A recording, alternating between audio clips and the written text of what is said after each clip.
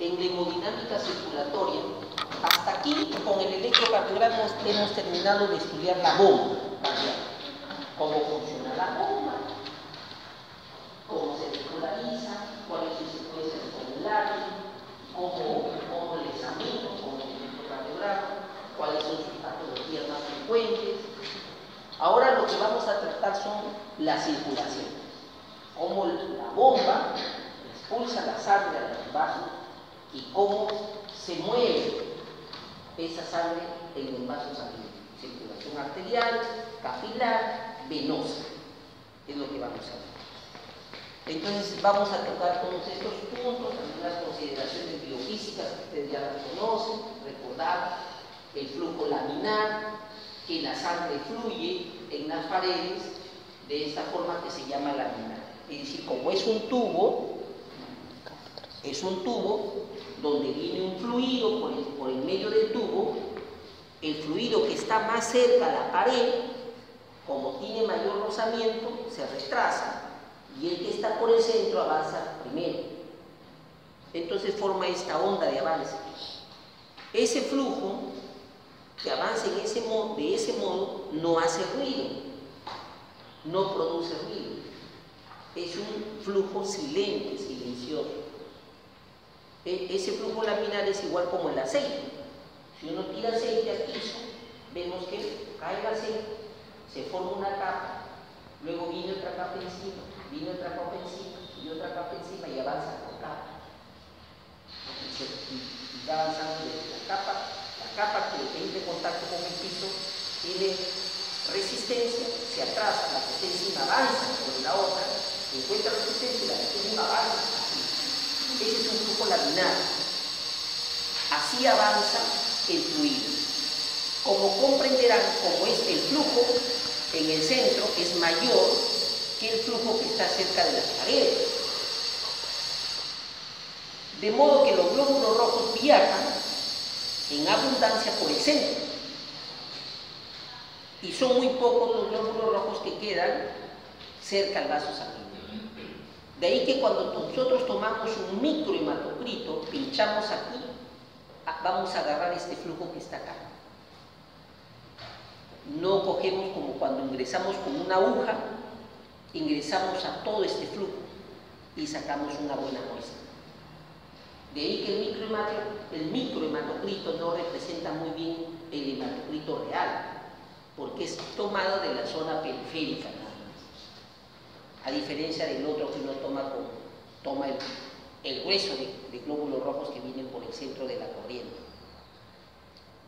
Cuando este flujo que es anterógrado encuentra una obstrucción, como aquí en C, ¿qué sucede? Este flujo laminar se vuelve turbulento y sale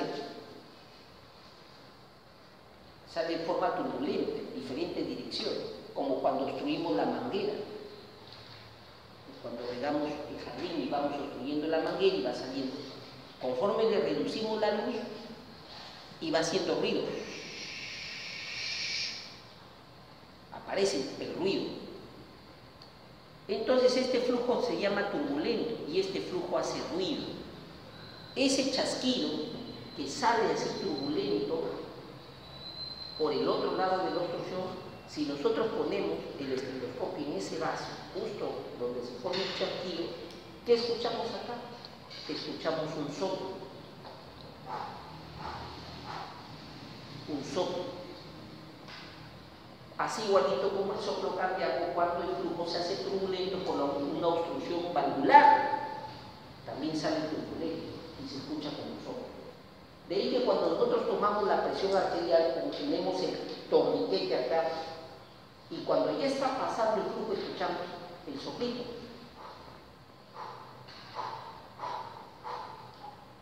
Hasta que regresa a ser la final y se pierde el sonido. Eso es lo que escuchamos entonces cuando tomamos la presión arterial. Este flujo turbulento que se convierte luego en laminar. La velocidad, es importante distinguir entre velocidad, centímetros por segundo, y flujo, que es el volumen por unidad de tiempo, centímetros cúbicos por segundo. La velocidad es proporcional al flujo.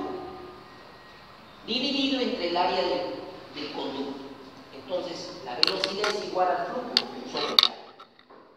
La velocidad media de un líquido en un sistema de tubos es inversamente proporcional al área de la sección transversal. Es decir, a mayor área, menor velocidad de flujo. A menor área, mayor velocidad de flujo. El flujo es mayor cuando el área es menor. ¿Sí o no? Entonces, miren qué pasa. La velocidad, cuando el corazón expulsa la sangre a la aorta, ingresa el flujo a una velocidad. ¿No es cierto? Pero la aorta, los vasos sanguíneos se van haciendo cada vez más pequeños, más pequeños, más pequeños.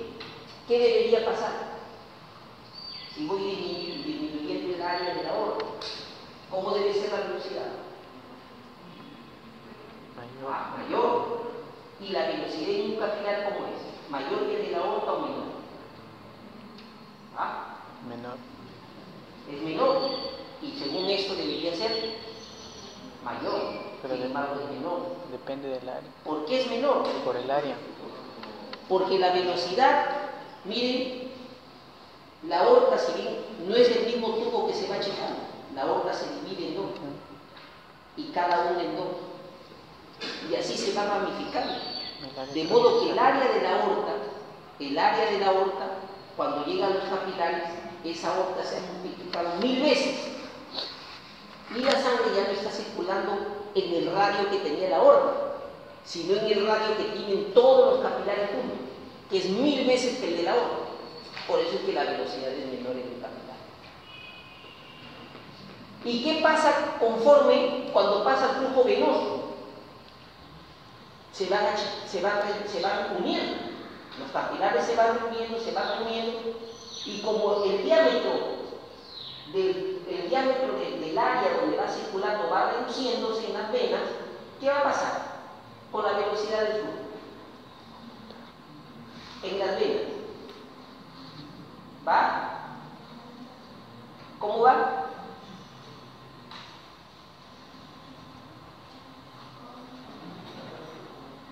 Si voy reduciendo el área, ¿qué pasa con la velocidad? Va aumentando la velocidad. Entonces en las venas la velocidad con que regresa la sangre va aumentando porque le voy disminuyendo el área. Porque las venas se van juntando hasta que se juntan en el corazón solo dos venas, la cava superior y la cava. Ingresan. Entonces, como son dos venas nada más, donde todo el flujo se ha juntado en dos venas, entra el corazón con una velocidad de flujo mayor, y por eso entra como si viniera una ola de mar, un tsunami, y lo distingue el corazón. Porque esa área que se había dividido 1000 veces, cuando llega el corazón se ha reducido a 2. La superior y la inferior.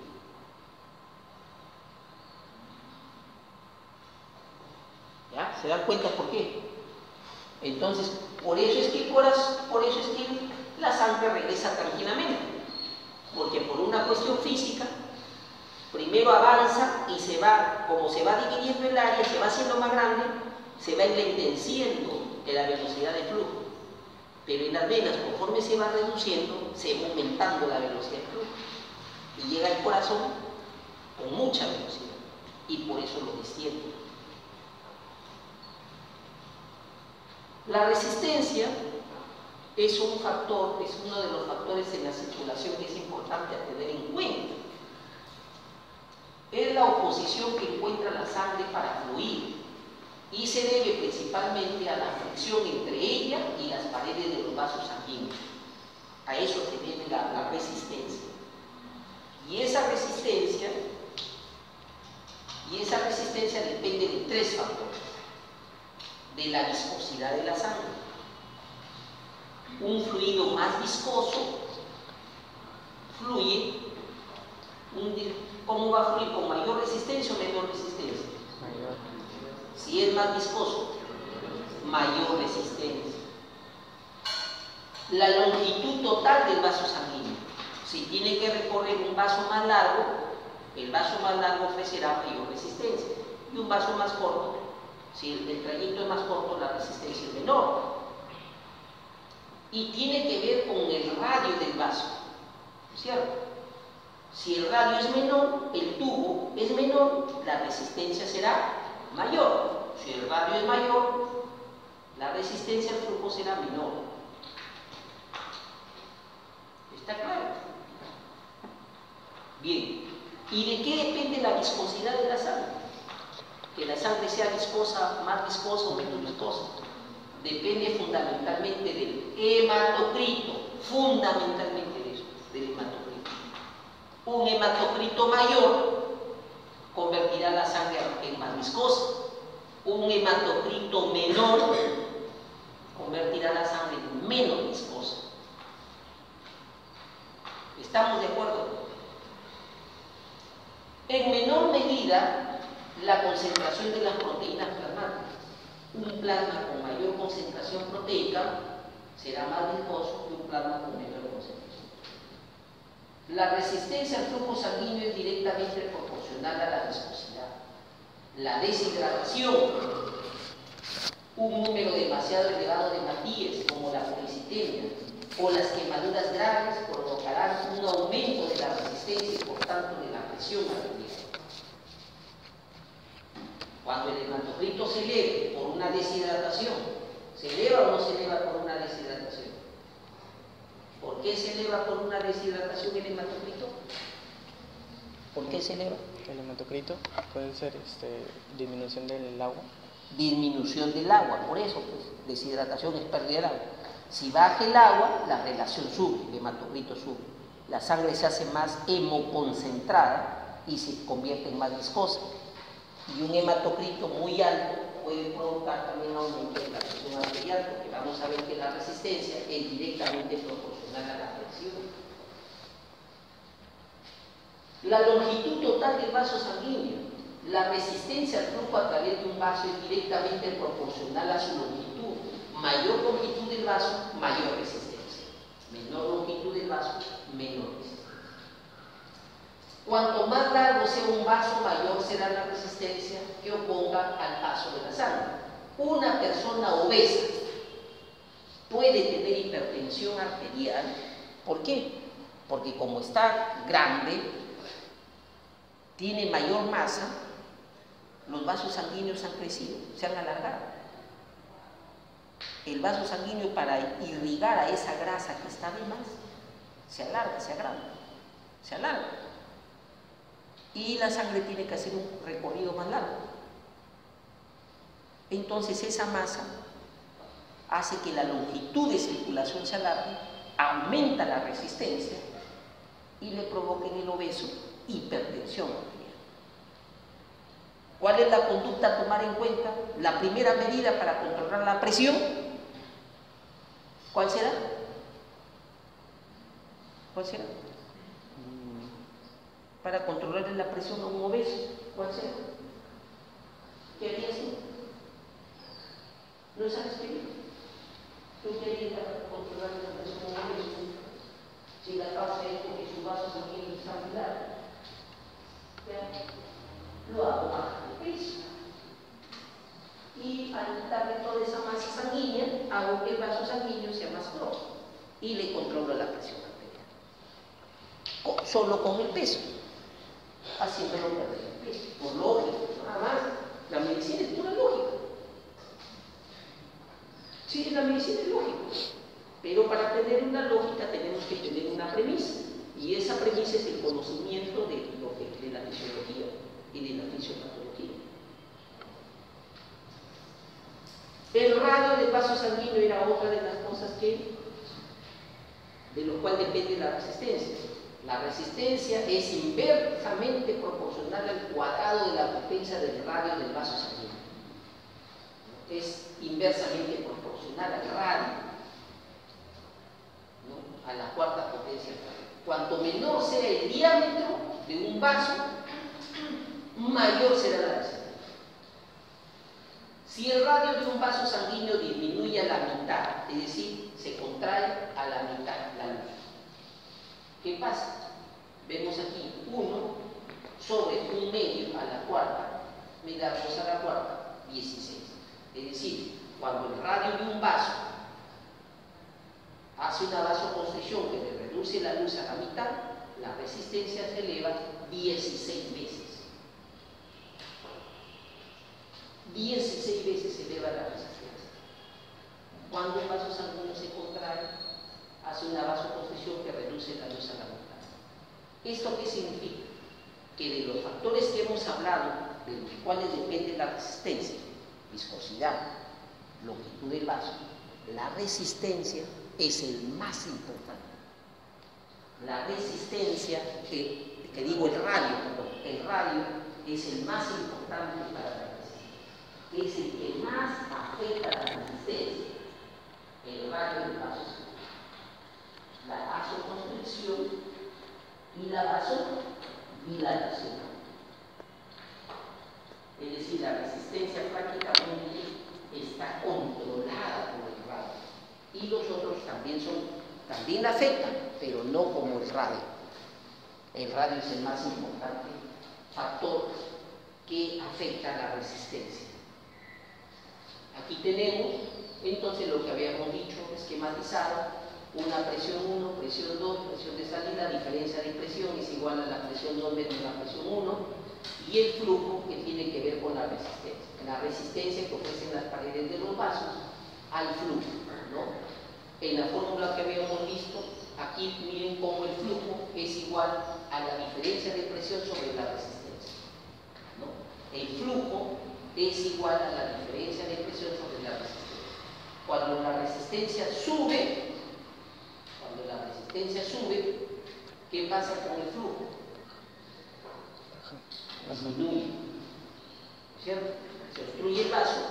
Si el vaso se cierra, pasará más sangre, menos sangre, el flujo será menor, pero la presión se eleva, ¿no? Entonces, este factor de resistencia, no tenemos la fórmula de Poiseuille, donde la resistencia es directamente proporcional a N, que es la viscosidad, por la longitud del vaso entre la resistencia. Esos factores Poiseuille los juntan: viscosidad, longitud y resistencia. ¿Quién nos demostró eso que estamos hablando? Poiseuille. Y aquí vemos cómo el flujo, miren, viene a una velocidad 1 en la aorta, y conforme la aorta se ramifica, aquí tenemos una luz y aquí tenemos un área, y los capilares sumados dan un área mucho mayor. Por eso es que la velocidad 1 disminuye, la velocidad 2 se hace mucho menor, porque está circulando el flujo en un área mucho mayor, lo que habíamos explicado del área, ¿no? Y aquí vemos cómo, siendo el flujo laminar, se puede convertir en flujo turbulento cuando el radio del vaso se reduce. Hay una función. El flujo laminar se convierte en flujo turbulento. Pero ya para el hombre, nosotros no hablamos de resistencia de un solo vaso. Acabamos de definir que el radio del vaso es el importante. Pero como el aparato circulatorio es uno solo, la arteria, aorta, nace y se distribuye a nivel de las arteriolas. Hay músculo liso, arteriolas, capilares, vénulas, hay músculo liso que hacen que todas se contraigan. Al unísono se pueden contraer y se dilatan. A toda esa resistencia que ofrecen los vasos periféricos, los más distales, arteriolares, capilares y venulares, se conoce como resistencia vascular sistémica. Resistencia vascular sistémica. ¿Por qué? Porque la resistencia no es de un vaso, en nosotros. Cuando hay vasoconstricción, no hay vasoconstricción de un vaso, de una arteria, de una vénula, no. Sino es sistémico. Es sistémico. La sangre que llega a la periferia del cuerpo, ¿no? Músculo, piel, es sistémico, vasoconstricción periférica. Por eso se llama resistencia vascular sistémica. La función principal de las arteriolas consiste en controlar la resistencia vascular sistémica y, por tanto, la presión arterial y el flujo sanguíneo de cada uno de los tejidos.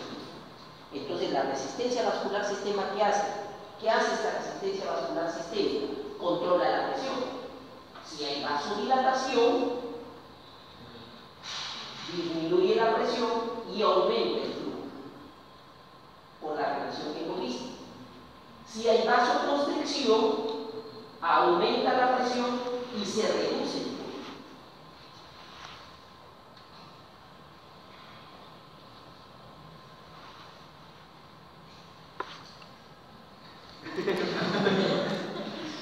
¿Estás comprendiendo? Sí, seguro. Entonces esas relaciones tenemos que tener presentes para poder entender cómo funciona, digamos, la circulación. Con pequeños grados de vasoconstricción o vasodilatación se consigue un gran efecto sobre la resistencia vascular sistémica. Es decir, no basta pues que no es necesario que un vaso se contraiga la mitad para aumentar la resistencia 16 veces.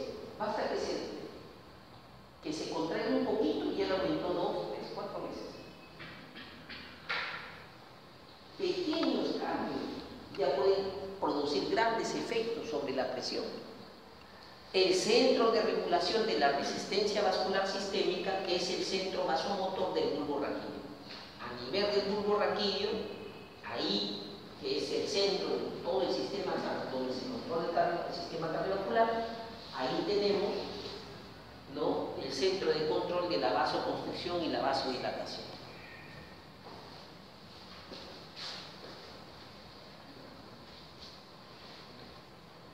Presión crítica de centro. Este concepto es muy importante que lo tomen en cuenta. Es muy importante. ¿Por qué? Porque esto nos dice, nos explica por qué la presión arterial es un signo vital. Cuando nosotros dejamos indicaciones médicas, le decimos a la enfermera, control de signos vitales. Hemos dicho que la frecuencia cardíaca es vital, es un signo vital, ¿cierto? ¿Por qué? ¿Por qué la frecuencia cardíaca es vital?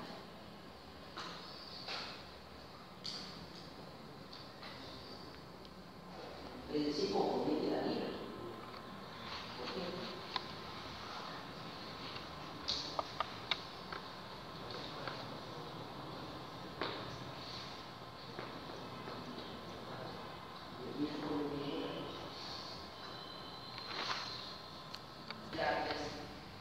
Las taquicardias aumentan, comprometiendo el llenado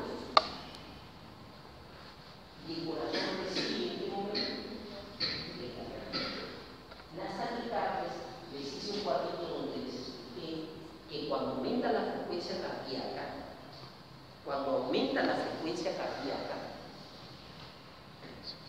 lo que pasa es que ese aumento de la frecuencia cardíaca es reduciendo mayormente el tiempo de la diástole.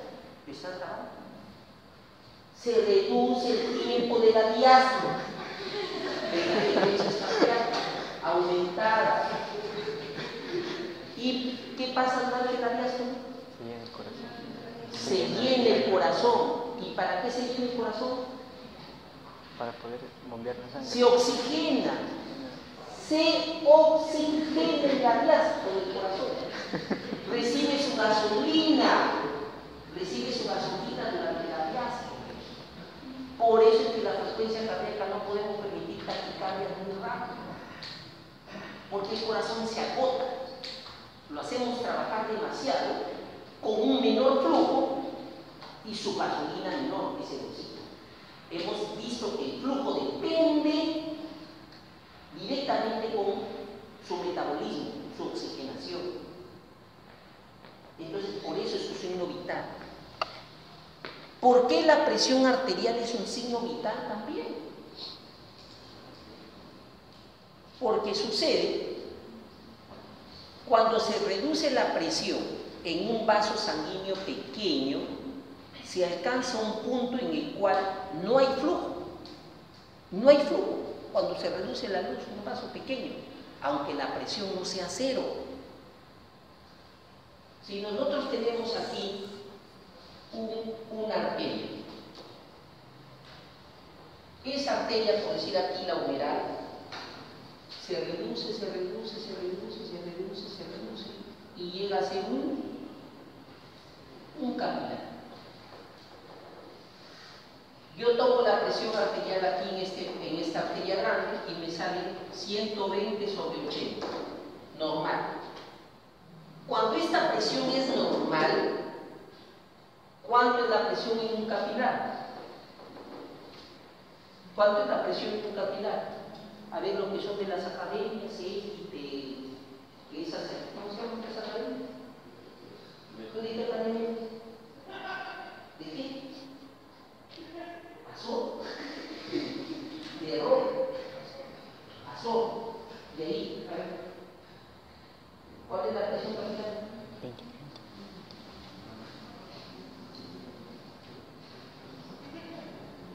¿Cuál es la presión de un capilar? De 15 a 20 o de 20 a 30. De 15 a 30. De 15 a 30. ¿De qué academia eres tú? De ninguna. ¿De ¿De cuál? De Gagel, dice que sea. Es lo que recuerdo. Es más o menos 30 a 33 milímetros de mercurio. Miren, 30 y 33. Vamos a redondear a 30 milímetros de mercurio, cuando es de 120 milímetros. Cuando yo tomo la presión acá, la presión aquí, y esta presión se me baja y llega a ser 90, esta presión se me bajó ¿cuánto? ¿Cuánto? 30. Si se bajó 30, ¿cuánto es la presión acá? 0. 0.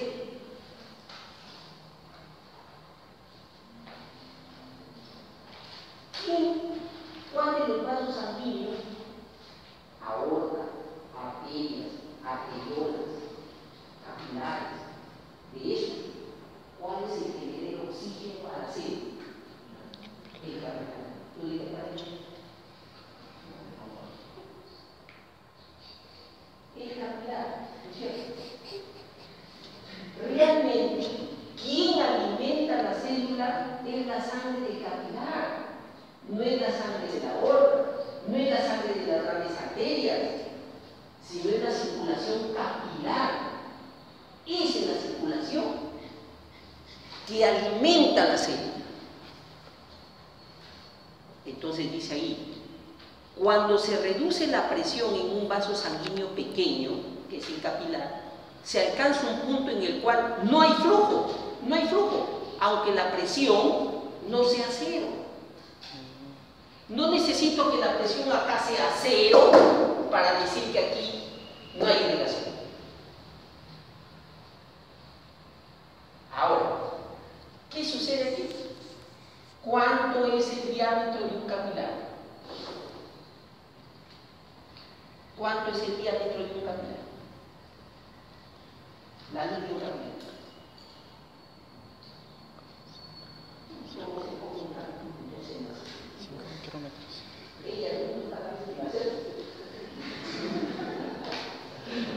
¿Cuánto es la luz de un capilar?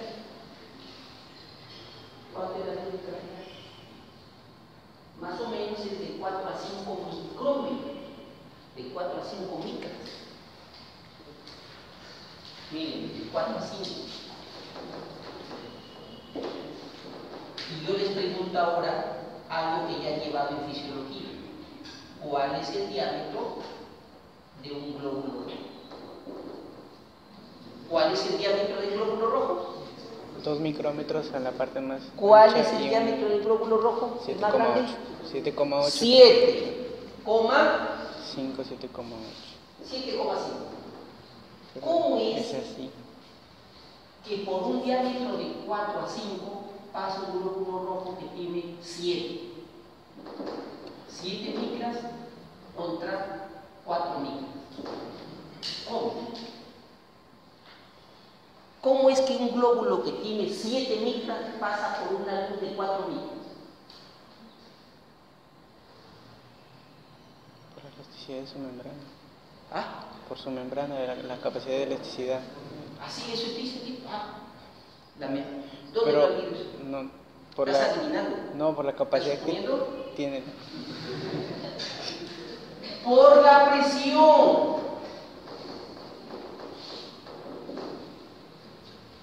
La presión arterial lo hace avanzar, como un trencito entra los glóbulos rojos, como un trencito, y van dejando su oxígeno y captan su CO2. Así es, pasan como un trencito por los capilares. Pero la presión los empuja para que pasen. Cuando esta presión cae, ¿qué sucede? Que el capilar está al aire, también recibe la presión de los tejidos periféricos que lo rodean. Los músculos, un capilar está en un músculo, también el tejido le hace presión. ¿Sí o no? Esta presión arterial tiene que ser mayor que el tejido periférico para que este no se colapse, este capilar no se cierre. Cuando baja esta presión y aquí la presión se hace cero, ¿qué pasa con el tejido? Lo cierra el capilar, no pasa nada. De ahí que cuando llega un paciente, doctor, presión 9,6, 9,7,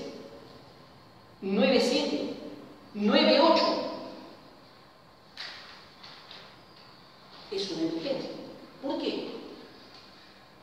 Porque ninguna célula se está irrigando, ninguna célula recibe oxígeno, ni la del cerebro, ni la del riñón, ni del hígado, nada, ni la del mismo corazón.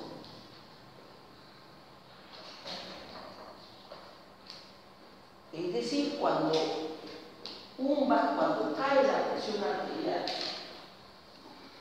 general, que cae más o menos hasta 9, por eso se ha establecido que el valor de 9 ya es hipotensión, ya se considera un elemento. Presión 9. Elevan la presión. ¿Qué debo hacer para elevar la presión? ¿Qué debo hacer para que esa sangre fluya? ¿Qué harías? Un vasoconstrictor, o sea, lo cierra más. ¿Qué harías tú para que puedas eliminar esos glóbulos rojos que están ahí? Los glóbulos rojos, cuando cae la presión, los glóbulos rojos están acá están así, formando su colita, y no avanzan, y se estancaron acá porque todo se cerró. ¿Qué hago para que avance? Un vasodilatador. Un vasodilatador. ¿Qué haces? ¿Qué hay que hacer para que se mueva? ¿Cómo se mueven los glóbulos rojos? ¿Por qué se mueven? ¿Qué debo hacer? ¿Qué debo hacer? Aumentar el flujo, meterle presión. Eso es lo que debo hacer. Si el glóbulo rojo se mueve con presión, lo que debo hacer es aumentar la presión aumentando el flujo, porque el flujo y la presión están directamente relacionados. ¿Y cómo aumenta el flujo? Le pongo una vía venosa, le hago un frasco a chorro y le meto líquido, así a chorro, y le meto agua al sistema, cantidad de agua, presión, y eso me aumenta la presión porque aumento el volumen. Ya vamos a ver que aumentando el volumen, aumento también la presión. Le meto líquido, y esto comienza a circular. Eso es lo que tengo que hacer. Por eso es que la presión es un signo vital. ¿Qué pasa si le baja la presión a 9 y la dejo ahí en la persona?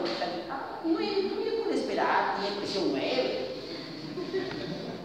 Está bien, 9 lo mismo. ¿Qué va a pasar? Se va a morir, porque su célula no tiene elevación, va a perder el conocimiento, va a entrar en hipoxia, todos sus órganos en hipoxia, y se muere. Y ahí que la presión arterial es un signo Vital, porque la presión arterial es la que determina la circulación capilar. Una circulación capilar. Entonces, la presión a la cual el flujo, la presión a la cual cesa el flujo se llama presión crítica de cierre. Y se ha establecido que esa presión crítica de cierre es esta, 90. Clínicamente es 90 para nosotros.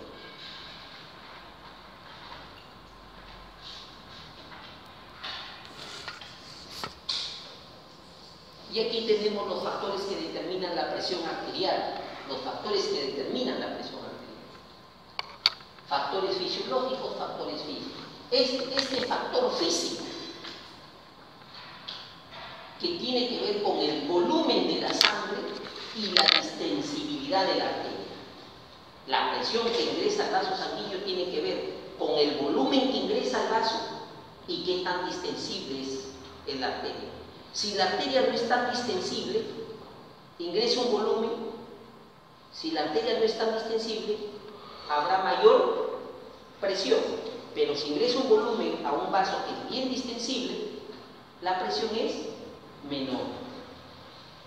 Los ancianos siempre tienen una presión más alta y que la consideramos normal. ¿Por qué? Porque sus vasos sanguíneos son poco distensibles, están más rígidos. Entonces uno le toma la presión a un anciano, 70 años para arriba, ¿cuánto tiene? 116, normal. 160 todavía normal. 160 para un anciano, para nosotros es normal.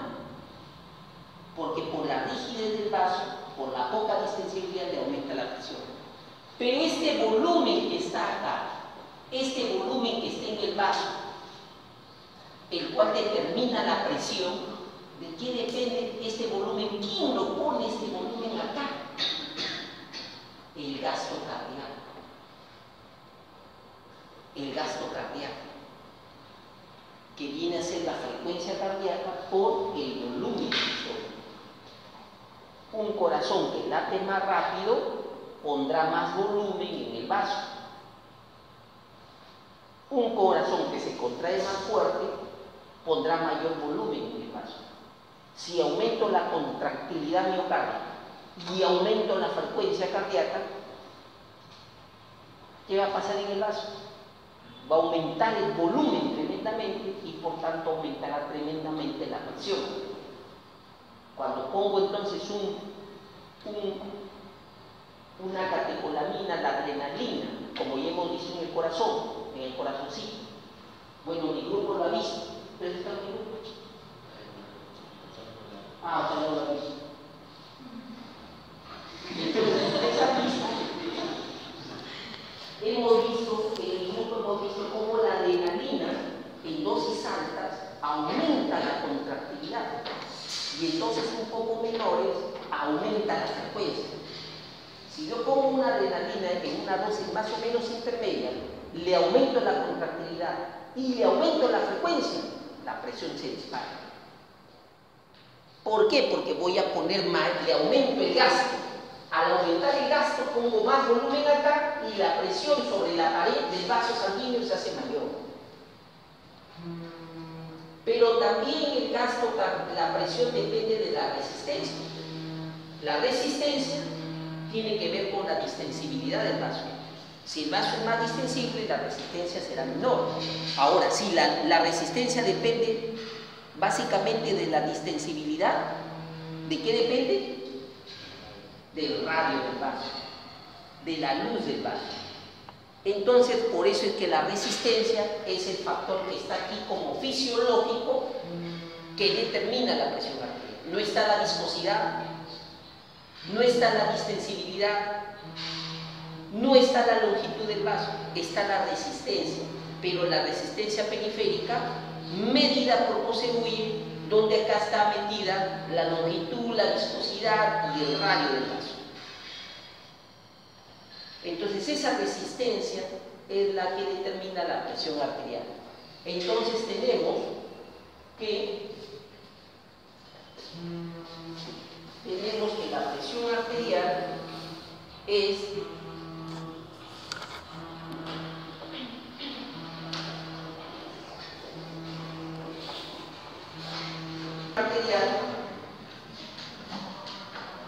es igual al gasto cardíaco por la resistencia periférica. Pero el gasto cardíaco es igual ¿a qué? Al volumen sistólico por la frecuencia cardíaca por la resistencia periférica. Eso es la presión arterial. Entonces, un estudiante de medicina que pasa su curso de fisiología y le pregunta si pasa, pues ya se ríe porque sabe que no todo pasa, ya sabe. El año pasado creo que han pasado, o hay alguien que se ha aprobado acá, de la promoción pasada. ¿Hay alguien de la promoción pasada? ¿No? De biosfera. Entonces, la presión arterial es igual al volumen sistólico por la frecuencia cardíaca por la resistencia. Entonces, un estudiante de medicina tiene que, cuando le preguntan qué es presión arterial, tiene que responder qué cosa. Presión arterial es igual a gasto por resistencia. Sabiendo que gasto es volumen por frecuencia. Ya no se responde otra cosa. Ya no puedo contestar que es presión arterial, no, que la distensibilidad, que no sé cuánto, que la fuerza del vaso sobre la pared, que la fuerza no sé, no, ya no. ¿Qué es presión arterial? Gasto cardíaco por resistencia. Sabiendo que el gasto es volumen por frecuencia por resistencia. Eso tiene que estar en su cerebro toda su vida. Entonces, ¿qué pasa cuando el volumen baja? Si esta presión es directamente proporcional a los tres, baja la presión. Pero resulta que como esta es una relación y nuestro cuerpo todo se compensa por mecanismos de retroalimentación, cuando cae la presión, si cae el volumen, estos dos, la frecuencia y la resistencia, van a subir como efecto compensatorio para que esta presión que se está cayendo se suba. Cada vez que uno cae, cualquiera de los tres que caiga, los otros tienen que subir. Ese es el mecanismo de regulación. Entonces, si llega a la emergencia un paciente, a ver, es accidentado, lo atropelló un carro, lo veo, está pálido, está papel, le toco el pulso, frecuencia cardíaca, taquicárdico, está taquicárdico, está pálido, y le tomo la presión y está un poquito baja, la presión está baja, presión baja, taquicárdico y pálido. ¿La palidez qué significa? ¿Vasodilatación o vasoconstricción? ¿La palidez qué significa? A ver, ¿qué significa? Estigmuro. ¿Qué significa la palidez? Constricción. No sabe Muro Castañeda. Si está pálido es que los vasos periféricos se cierran. Y al cerrarse los vasos, no hay flujo. ¿Qué pasa cuando hay vasodilatación? Nos ponemos rojo, rojito, por vasodilatación. Cuando estamos en el sol, la temperatura sube, la temperatura produce vasodilatación, la alta temperatura. Cuando estamos en el frío, vasoconstricción, nos ponemos pálidos en el frío. Y en el verano estamos rojos por el calor, vasodilatación. Cuando hay vasodilatación periférica, la piel está más roja. Cuando hay vasoconstricción periférica, la piel está pálida. Entonces, si el paciente viene pálido, ¿la resistencia está alta o baja? Alta, ha subido la resistencia. Y si está taquicárdico, ha subido la frecuencia. Y si lo encuentro hipotenso, ¿por qué la hipotensión? Que bajar el volumen. Porque está perdiendo volumen. Está perdiendo volumen, está sangrando. Tomo la presión, pálido, taquicárdico, hipotenso, está sangrando. ¿Qué debo hacer? Buscar hemorragia y poner líquido. Poner líquido, una vía endovenosa y su cloruro a chorro para mejorar la presión, porque la presión no puede bajar por la presión crítica de cierre. Pero le falta volumen. Entonces la taquicardia, la palidez, un paciente pálido, taquicárdico, hipotenso, está sangrando, está perdiendo volumen, o de repente viene con una diarrea abdominal. Ahí está con una diarrea tremenda y ya está hipotenso.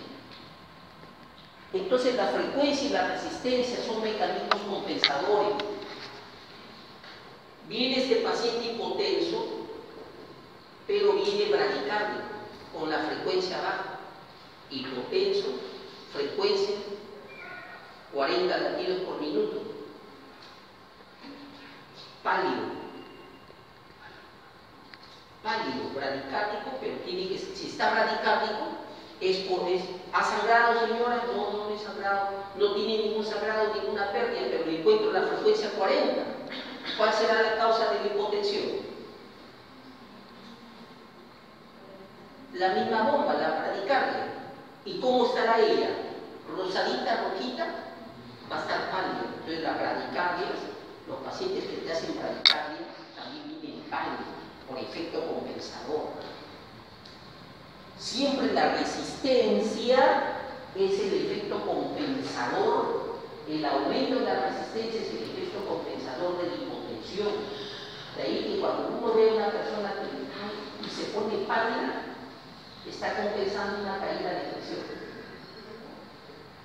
Está compensando una caída de presión. Entonces, uy, aquí siento mal, se pone papel, le bajó la presión.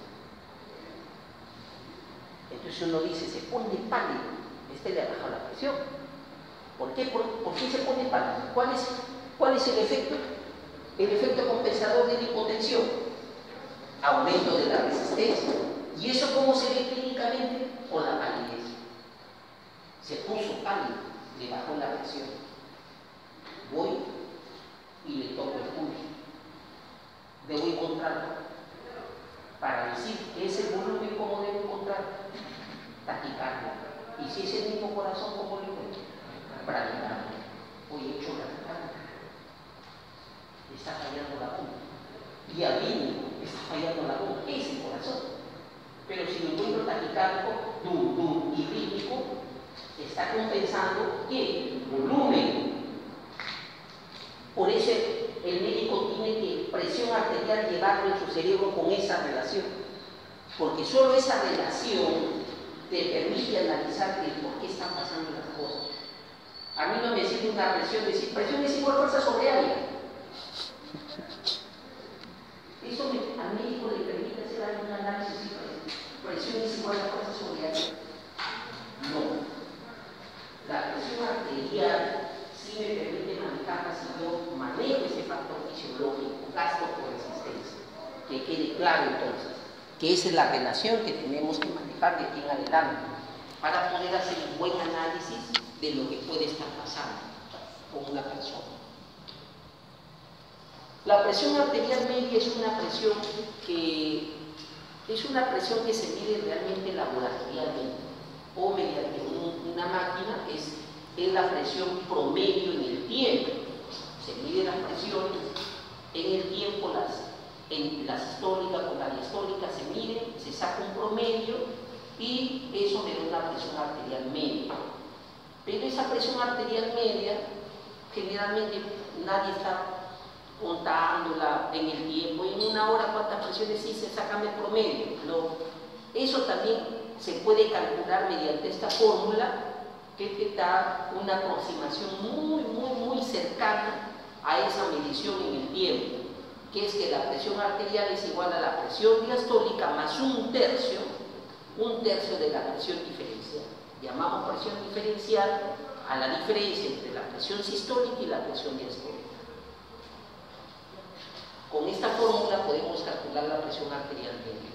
Entonces la presión arterial media se utiliza en las unidades de cuidados intensivos, todo lo que es servicios críticos, unidades neonatológicas, ¿no? Unidades coronarias, donde el médico ya no está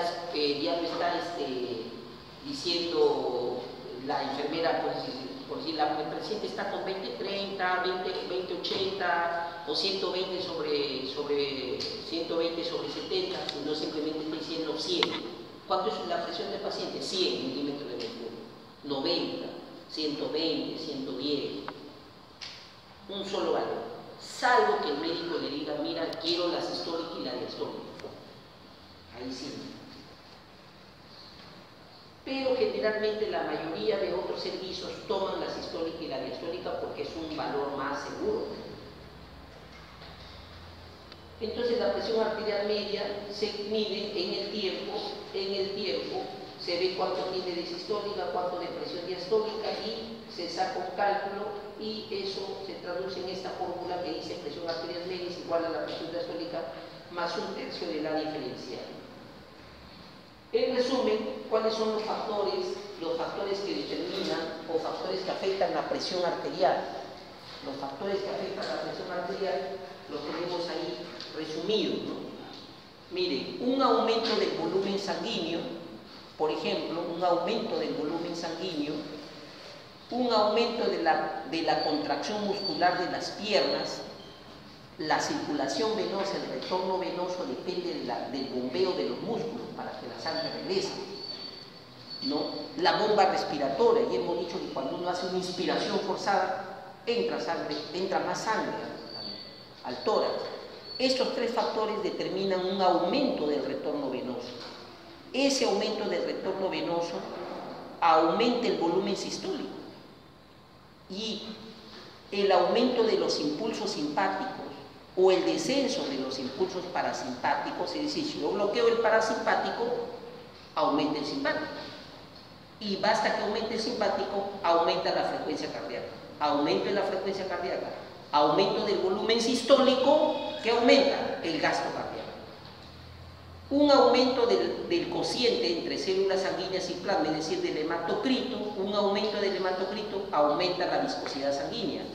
Aumento del tamaño corporal de los vasos sanguíneos, como en la obesidad, genera un aumento de la longitud total de los vasos.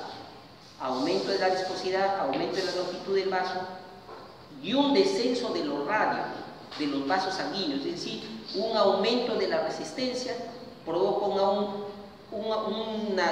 descenso del radio, ¿no? Del radio de los vasos. Provocan estos tres factores: viscosidad, longitud, resistencia o radio del vaso, aumento de la resistencia vascular sistémica. Aumento de la resistencia vascular sistémica, aumento del gasto cardíaco, aumento de la presión arterial. Ahí tenemos todos los factores que determinan al final la presión arterial. Y lo mismo podríamos hacer con el descenso, cuando desciende cualquiera de esos factores. Entonces, esos factores determinan el aumento y el descenso de la presión arterial. La Organización Mundial de la Salud o la Junta de Cardiólogos, ¿no?, determina los valores normales de presión arterial, ¿no? La óptima 120/80, la normal 130/85, ya normal alta 130 a 139 sistólica, 85/89, y hablamos de hipertensión 140 a 159 sistólica, 90/99. Es decir, hablamos ya de presión alta 14/9. 140 sobre 90 para arriba, presión alta. ¿Ya? Y casi lo mismo es, los cardiólogos también establecen que ya una hipertensión estadio 1 es 140/90. 140. Ya hablamos de presión alta. La circulación venosa son los vasos considerados como vasos de capacitancia vascular. En las venas son reservorios importantes de sangre. Las venas son reservorios importantes de sangre, por eso son llamados vasos de capacitancia. El reposo, el 50% del volumen sanguíneo circulante se halla en las venas cuando estamos en reposo. El 50% están en las venas, no en las arterias. 18% en la circulación pulmonar, 12% se encuentra en las cavidades del corazón, 2 en la aorta, 8 en las arterias, 1 en las arteriolas y miren, 5% en los capilares. De todo el volumen sanguíneo circulante, solo 5% es la circulación capilar. Cuando se transfunde sangre, menos del 1% se distribuye en el sistema arterial. Menos del 1% se distribuye en el sistema arterial. De ahí que es importante que la sangre no se utilice para aumentar la presión arterial. Nosotros no utilizamos sangre para aumentar la presión arterial, porque la sangre que transfundimos no se va al sistema arterial. De esa sangre de cada paquete de 500 centímetros cúbicos, solo el 1% va al sistema arterial, el resto se queda en el sistema venoso. No aporten nada a la presión arterial, pero sí aumenta la presión arterial los fluidos como las soluciones electrolíticas que se distribuyen mejor por todo el sistema. De ahí que nadie va a aumentar la presión arterial usando sangre, por más que la persona haya sangrado. Tiene que ponerse cloruro de sodio, una solución electrolítica. Y luego, si quiere, ya le transporte sangre. Pero la presión se eleva no con sangre, sino con soluciones electrolíticas. Ahí tienen la distribución, cómo se distribuyen en las diferentes partes. Las cavidades que hemos hablado, ahí está cómo se distribuyen esos volúmenes en las diferentes partes y cómo es el consumo de oxígeno. La circulación capilar es muy importante porque la única sangre que intercambia materiales con las células de los tejidos es el 5% que se encuentra en el interior de los capilares sistémicos. Toda la circulación, de toda esa circulación, solamente es importante para nuestros tejidos el 5% de los capilares. Ese 5% es sangre. De ahí que no podemos permitir que el volumen capilar baje, la circulación capilar baje. Ya hemos explicado, ¿no?, la importancia. Entonces, si los intercambios celulares con los capilares se dan a través de difusión, de transporte vesicular, endocitosis, exocitosis, a través del flujo de la filtración, de absorción. Entonces, los capilares intercambian con la célula por difusión, por filtración, por reabsorción, exocitosis, endocitosis, son los procesos más comunes. El que más, digamos, se da es el de la difusión. Y la microcirculación capilar, tenemos aquí la arteria que tiene se divide en arteriolas, las arteriolas ya tienen su músculo liso, y las metaarteriolas que tienen músculo liso que permiten ya contracción, vasodilatación. Entonces, en las metaarteriolas se produce ya la vasodilatación, porque tienen músculo liso, ¿no? Esfínteres precapilares, tienen esfínteres. Y los capilares verdaderos no tienen músculo liso, es solamente endotelio vascular, nada más. No hay músculo liso en el capilar. La difusión es el método más importante de intercambio capilar. Todos los solutos plasmáticos, salvo las proteínas de mayor tamaño, pueden atravesar libremente los capilares. Los capilares, la luz de los capilares está formando por endotelio, pero entre célula y célula queda un espacio entre las células que se llaman fenestraciones vasculares. Esas fenestraciones actúan como pequeños poros que permiten el paso de sodio, potasio, pero no de proteínas. Salvo que el vaso se dilate, el capilar se dilate mucho, esa fenestración se abra tanto que permite la salida de proteínas, pero normalmente eso no debe ocurrir. Entonces las fenestraciones vasculares vienen a ser como poros igual que en la membrana celular. Así que el comportamiento de la pared de un capilar es muy similar a una membrana celular. Muy similar a una membrana celular. Entonces, Las sustancias hidrosolubles como glucosa, aminoácidos pasan a través de las fenestraciones capilares. La principal excepción se encuentra en el encéfalo, donde las células endoteliales carecen de fenestraciones, que es la barrera hematoencefálica. En la barrera hematoencefálica los capilares no tienen fenestraciones, de ahí que nada puede ingresar al cerebro. El cerebro está, si algo se inyecta a la sangre, circula por todo el sistema, menos en el cerebro. Si yo pongo un antibiótico a la sangre, ese antibiótico llega a todo mi cuerpo, menos al cerebro. Si yo me inyecto cualquier cosa a la sangre, llega todo, circula por todo mi cuerpo, menos en el cerebro. De ahí que los antibióticos que se ponen para problemas de meningitis son fármacos que tienen la capacidad de atravesar la barrera hematoencefálica. Cuando uno lee, tiene que ver que este fármaco tiene capacidad de atravesar la barrera hematoencefálica, o si no la tiene. ¿Ah? Ya me están presionando del hospital. Filtración y reabsorción. La filtración y la reabsorción son dos procesos que se dan normalmente a nivel capilar. Es decir, el capilar filtra agua hacia afuera y también la zona de mayor presión, que es el extremo arterial del capilar, tiene mayor presión. Se filtra, por esa presión se filtra agua hacia afuera, hacia el intersticial.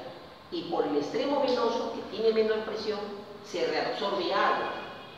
Esa agua se reabsorbe, salvo el 1% que no se reabsorbe. El 85% del líquido filtrado es reabsorbido, el resto, las proteínas que escapan, regresan a la sangre por el sistema linfático. Perdón, el 85% del filtrado es el que se reabsorbe.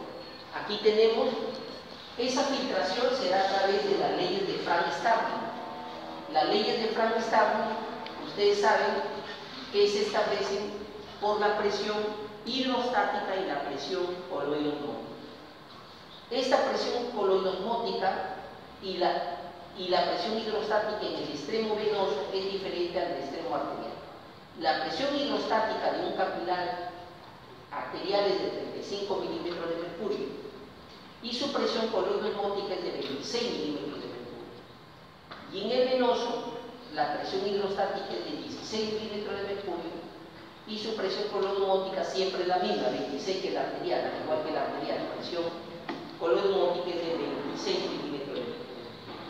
Entonces, si establecemos la diferencia de presiones, vamos a ver que aquí la presión hidrostática del líquido intersticial es 0 a nivel de los tejidos del intersticio y la presión osmótica del líquido intersticial es de 1. Es decir, como este tiene mayor presión, por presión hidrostática va a salir líquido. Y este, como la presión coloidosmótica aquí es de 1 y la presión coloidosmótica afuera es de 26, va a jalar agua.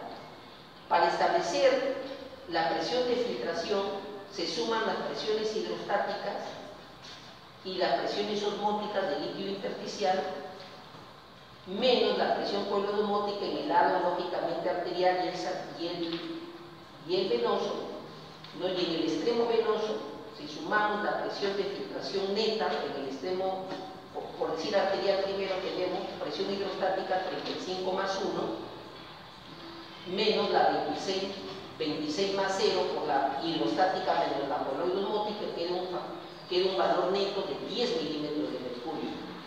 Mientras que en el venoso, 16 de la hidrostática más 1 de la hidrostática del líquido intersticial menos la 26 de la coloidosmótica sanguínea más 0 de la coloidosmótica plasmática me da menos 9 milímetros de mercurio. El resultado va a ser 10 menos 9, 1 milímetro de mercurio neto de filtración. Voy a contestar. El edema es cuando se acumula mucho líquido en el espacio intersticial.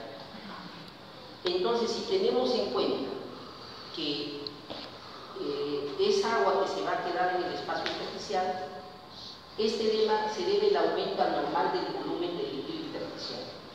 Las principales causas del edema, ¿cuáles serán? Que aumente la presión hidrostática en la sangre capilar. disminución de la concentración de las proteínas plasmáticas, por tanto disminución de la presión coloidosmótica sanguínea. Si baja la presión coloidosmótica, en la sangre va a salir agua. Si aumenta la presión hidrostática intracapilar, va a salir agua. Que aumente la permeabilidad de los capilares y eso aumente la presión osmótica del líquido intersticial al salir. Si se aumentan las penetraciones, salen proteínas hacia el líquido intersticial. Aumenta la presión coloidosmótica intersticial y jala agua hacia el intersticio. Y también cuando aumento del volumen de líquido extracelular por una dificultad para extraer los líquidos, ¿no? Por ejemplo, que una persona, su riñón falla y no puede expulsar el agua, se acumula agua, aumenta la presión hidrostática sanguínea y se hematiza. Y también que hay un bloqueo de los vasos linfáticos. Los vasos linfáticos drenan el líquido que se queda en el intersticial, que no se reabsorbió, lo drenan. Por ejemplo, en una operación, mujeres que son mastectomizadas, es decir, por un cáncer de mama, se le retira la mama, más se le retira la cadena ganglionar axilar. Al retirarle los ganglios axilares, le retiran los conductos linfáticos.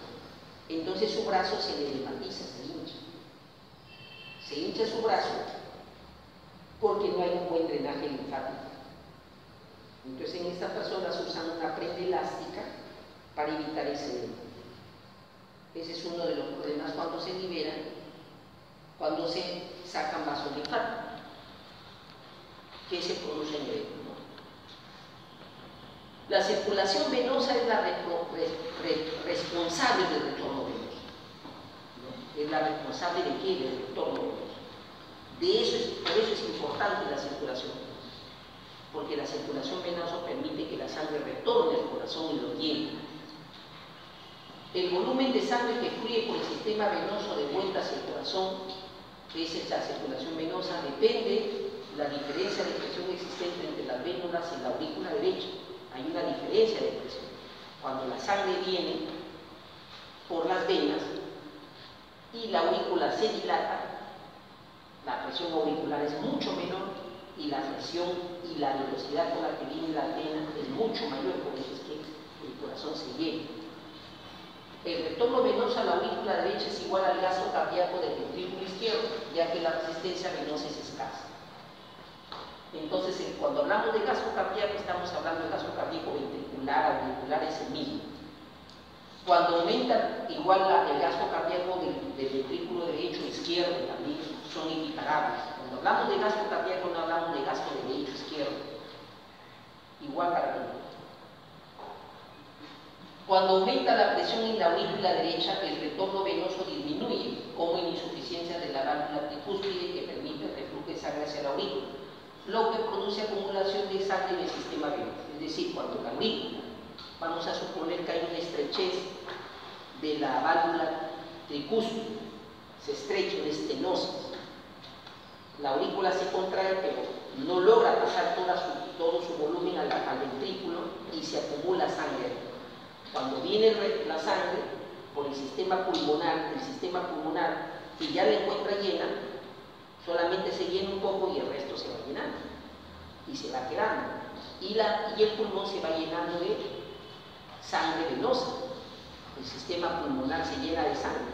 Aumenta la presión en el sistema circulatorio pulmonar y esa presión hidrostática mayor hace que salga sangre del intersticio pulmonar y se provoca un edema del pulmón.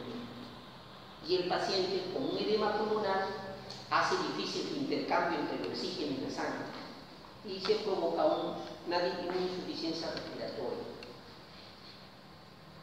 Junto al corazón, el corazón es el principal responsable del retorno venoso, porque el corazón bombea y hace que la sangre regrese, vuelve a bombear y vuelve a regresar. El corazón es el principal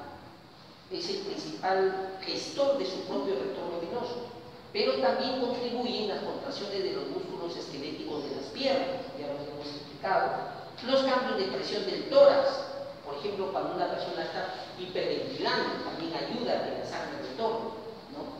La presión abdominal. Cuando uno hace presión abdominal, retorna más la sangre. La existencia de válvulas en las venas permite que estas bombas contribuyan al retorno venoso. Recuerden que la sangre asciende por las válvulas venosas, pero no regresa, porque las válvulas, conforme va avanzando la sangre, esta se cierra, avanza, se cierra, y no se regresa la sangre por las válvulas. Y tenemos que la circulación linfática tiene estas funciones: drenar el líquido intersticial, transporte de las grasas de la dieta. Toda la grasa de más que se encuentra en nuestro cuerpo es transportada por el sistema linfático. Nos protege contra la invasión. El sistema linfático es el responsable de nuestra respuesta inmunitaria. Ahí se forman los linfocitos T, linfocitos B, y mantiene la osmolaridad al transportar las proteínas. Los órganos linfáticos son los órganos linfáticos primarios, como la médula ósea, el timo, lugar donde forman las células inmunocompetentes. Y los órganos linfáticos secundarios son los ganglios linfáticos y el vaso, donde se producen la mayoría de las respuestas inmunitarias. Entonces, el sistema linfático no solamente es circulación, sino también es responsable de nuestro sistema inmunitario. ¿No? Ahí tenemos la ramificación, la circulación linfática, que viene desde la parte inferior del abdomen y desemboca justamente en la subclavia, en el tronco subclavio. Acá tenemos el tronco yugular, el conducto torácico, y tenemos aquí el conducto torácico linfático que drena en la subclavia. Toda la circulación termina drenando acá, la derecha y la izquierda también drena en el tronco linfático derecho-izquierdo. Y por este lado, por aquí ingresa a la circulación venosa todo lo que viene por la circulación linfática. Muy bien, gracias por su atención.